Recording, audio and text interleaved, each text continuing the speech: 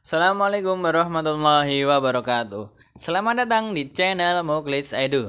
Pada kesempatan kali ini kita akan belajar bersama tentang sejarah dan biografi Imam Syafi'i.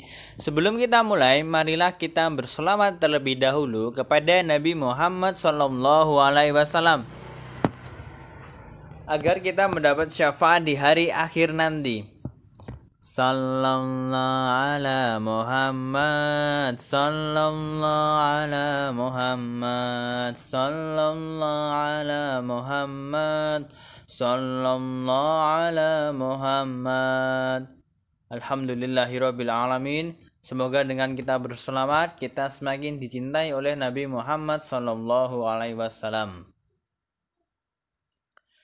Imam Syafi'i lahir di Gaza, Palestina pada tahun 150 Hijriah bertepatan dengan tahun meninggalnya Imam Abu Hanifah. Nama lengkap Imam Syafi'i adalah Muhammad bin Idris bin Abbas bin Syafi' bin Salim bin Ubaid bin Abu Yazid bin Al-Muntalib bin Abdul-Manaf. Ibunda Imam Syafi'i adalah cucu dari saudara perempuan Fatimah binti Asad, ibu dari Ali bin Abi Thalib. Jadi ia adalah keturunan Quraisy dari ayah dan ibu. Ayahnya adalah seorang fakir yang meninggalkan Mekah untuk mencari penghidupan yang lebih baik di Madinah. Tetapi ia tidak mendapatkan tujuannya di Madinah. Ia kemudian pindah ke Gaza bersama keluarganya dan meninggal di sana 2 tahun setelah Imam Syafi'i lahir. Sepeninggal ayahnya, ibundanya tidak sanggup bertahan di Gaza. Ia membawa anaknya yang baru 2 tahun pindah ke Askolan, kota kecil yang banyak dihuni pasukan muslim. Askolan terkenal dengan tanahnya subur dan kehidupan rakyat sejahtera. Ternyata kehidupan Askolan tidak ramah bagi seorang janda. Ia lalu membawa anaknya Imam Syafi'i ke Mekah, kampung halaman ibunya. Itu dilakukan agar Imam Syafi'i dapat hidup di tengah keluarganya sendiri. Pada usia anak-anak, sang ibu membawa Imam Syafi'i ke sebuah lembaga pendidikan di Mekah, tetapi tidak dapat membayar biayanya. Sebenarnya sang guru hanya mengajar anak-anak yang agak besar, tetapi ternyata setiap hal yang diajarkan kepada Syafi'i dapat dimengerti dengan baik. Sang guru pun melihat Syafi'i sebagai keberkahan yang lebih besar daripada bayaran sang ibu. Sehingga Imam Syafi'i dipersilahkan terus belajar tanpa dipungut biaya. Keadaan ini berlangsung hingga Imam Syafi'i belajar Al-Quran dengan menghatamkan seluruhnya dalam usia 7 tahun. Sang ibu kemudian mengarahkan Imam Syafi'i untuk mendalami tilawah, tajwid, tafsir Al-Quran kepada para syekh tafsir, tilawah, dan tajwid di Masjidil Haram. Pada usia 13 tahun, Imam Syafi'i sudah menguasai hafalan, pelantunan, dan pemahaman Al-Quran dengan baik sesuai dengan ketentuan. Ia membaca Al-Quran dengan suara merdu, tartil, dan khusyuk dalam rasa sedih dan takut kepada Allah Subhanahu wa Ta'ala. Saat ia membaca Al-Quran di Masjidil Haram, orang-orang bersimpuh di depannya dan banyak yang meneteskan air mata karena kesyahduan suaranya.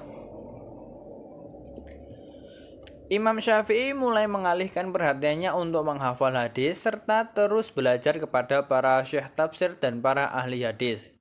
Ketika itu harga kertas sangat mahal. Untuk mencatat pelajaran, ia mengumpulkan potongan-potongan tulang yang lebar dan besar. Di tulang belulang itulah ia menulis catatan-catatannya. Bila tak menemukan tulang, ia pergi ke diwan atau kantor untuk mengumpulkan kertas buangan yang bagian belakangnya masih dapat digunakan untuk menulis. Sulit baginya untuk mendapatkan kertas, sehingga ia mengandalkan hafalan. Hal ini membentuk daya hafalan yang kuat hingga dapat menghafal semua pelajaran yang diterimanya. Saat melakukan perenungan atas Al-Quran dan hadis, ia merasa butuh bekal bahasa yang banyak dan pemahaman yang mendalam tentang makna kata dan rahasia susunan kalimat. Ketika itu Imam Syafi'i menyaksikan pelajaran-pelajaran Imam Al-Lais yang menjadi ulama besar fikih. Dalam salah satu halakohnya di dekat makom Ibrahim, Imam Lais menganjurkan para pendengarnya untuk mendalami bahasa Arab serta berbagai rahasia balaghahnya dan berbagai seni sastra, di samping menghafal syair-syair sebelum dan selama periode turunnya Al-Quran, agar mereka dapat memahami dengan baik makna kitab suci yang diturunkan dan hadis Nabi Muhammad SAW. Kemudian pergilah Imam Syafi'i meninggalkan Mekah menuju sebuah kampung di pedalaman jauh dari Mekah. Ia tinggal di perkemahan suku Huzail. Ia menghafal syair-syair dan susunan kalimat mereka.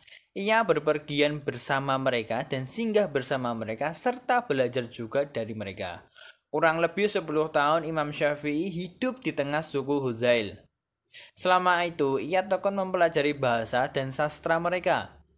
Selain menghafal syair, ia juga belajar memanah dan menunggang kuda sampai mahir, hingga ia dapat memegang telinga kuda yang sedang lari lalu loncat dan duduk di atasnya.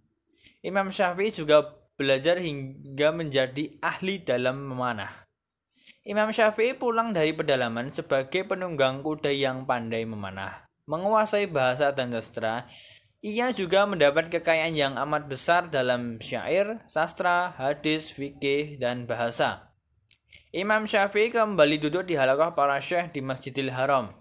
Ia menghadiri halakoh-halakoh ahlul hadis, para musafir pengikut Ibnu Abbas, serta para fuqaha seperti Imam Ja'far As-Shadiq.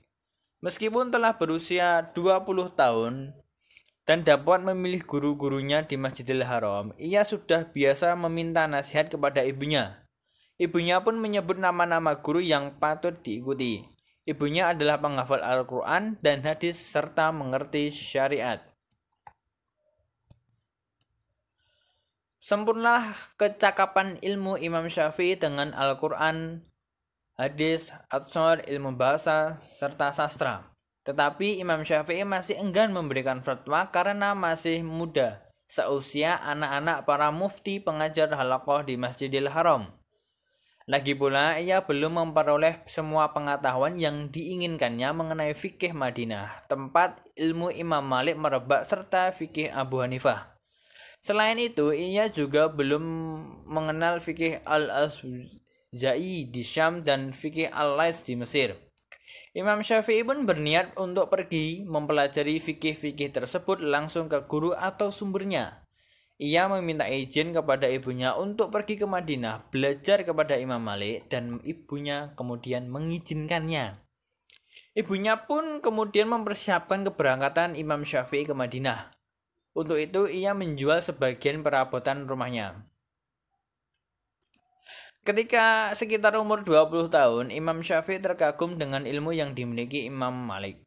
Meskipun bersifat lembut, Imam Malik juga keras ketika mendidik. Imam Syafi'i tidak puas kalau hanya belajar di halakoh Masjid Nabawi saja.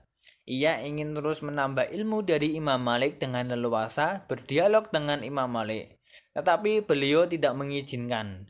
Imam Syafi'i memulai persiapan untuk bertemu dengan cara mencari buku Imam Malik, yaitu Al-Muwatta, dan berhasil menemukannya. Tetapi harganya sangat mahal, sedangkan ia tak punya uang. Terpaksa ia mencari pinjaman kepada seseorang gurunya di Mekah. Ia tekuni bukunya tersebut siang dan malam hingga halaman isinya. Sejak pertemuannya dengan Imam Malik pada 170 Hijriah, Imam Syafi'i hampir tidak pernah meninggalkan gurunya hingga ia wafat pada tahun 179 Hijriah. Syafi'i memang tidak pernah meninggalkan gurunya kecuali untuk menjenguk ibunya dan pergi ke suatu pusat ilmu. Itu pun seizin gurunya hingga gurunya menyediakan bekal untuknya. Di Madinah, Imam Syafi'i bertemu dengan Muhammad bin Hasan, murid Abu Hanifah, dan bertemu juga dengan murid Imam Ja'far As-Shadiq. Dari Imam Ja'far, Imam Syafi'i mengetahui pandangan Imam Ja'far tentang ilmu. Ilmu tidak hanya hafalan Al-Quran, hadis, dan atsar. Ilmu juga mencakup semua pengetahuan alam dan ilmu hitung. Kemudian ia terdorong untuk mempelajari ilmu alam dan ilmu hitung. Selama berpergian, ia juga mempelajari ilmu kimia, kedokteran, fisika, matematika, perniagaan, falak, nujum, dan firasat. Imam Syafi'i meminta izin untuk pergi mencari ilmu ke Irak tempat Abu Hanifah. Berangkatlah Imam Syafi'i meninggalkan Madinah pada usia 22 tahun. Setelah melakukan perjalanan melelahkan selama hampir 24 hari, tibalah Imam Syafi'i di Kufah. Di Kufah, ia disambut oleh Muhammad bin Hasan, murid dari Imam Abu Hanifah. Mereka berbicara fikih di hari-hari berikutnya dan Imam Syafi'i selalu menghadiri halaqahnya. Imam Syafi'i mencatat semua fikih Abu Hanifah dari muridnya tersebut. Ketika meninggalkan Kufah, ia membawa buku catatan yang sangat banyak hingga hanya dapat diangkut oleh seekor unta. Ia kemudian berkeliling di negeri Persia. Ia menemui para syekh di sana dan berdialog mengenai fikih mereka. Lalu pergi ke perkampungan Arab Badui untuk mempelajari bahasa Arab. Imam Syafi'i juga mempelajari ilmu alam, ilmu agama, dan matematika. Imam Syafi'i juga sampai di beberapa negara seperti Syam, lalu menjenguk ibunya di Mekah. 2 tahun ia meninggalkan Madinah dan mendapat ilmu yang sangat banyak. Setibanya di Madinah, Imam Syafi'i menuju Masjid Nabawi untuk menghadiri halaqah Imam Malik. Jamaah yang hadir sangat banyak sehingga Imam Malik tidak mengetahui kehadiran Imam Syafi'i. Imam Malik memberikan pertanyaan kepada hadirin, tetapi tidak ada yang mengetahuinya. Akhirnya dijawab oleh Imam Syafi'i. Begitu senangnya Imam Malik melihat kehadiran Imam Syafi'i setelah menimba ilmu di berbagai tempat. Imam Syafi'i hidup di bawah naungan dan asuhan Imam Malik hingga gurunya wafat pada tahun 179 Hijriah saat Imam Syafi'i berusia 29 tahun. Sekian biografi dari Imam Syafi'i part pertama. Tunggu kelanjutannya di part kedua. Dari kami juga sekian. Apabila ada salah mohon maaf. Mohon bimbingan, kritik, dan saran. Akhirul kalam. Wassalamualaikum warahmatullahi wabarakatuh.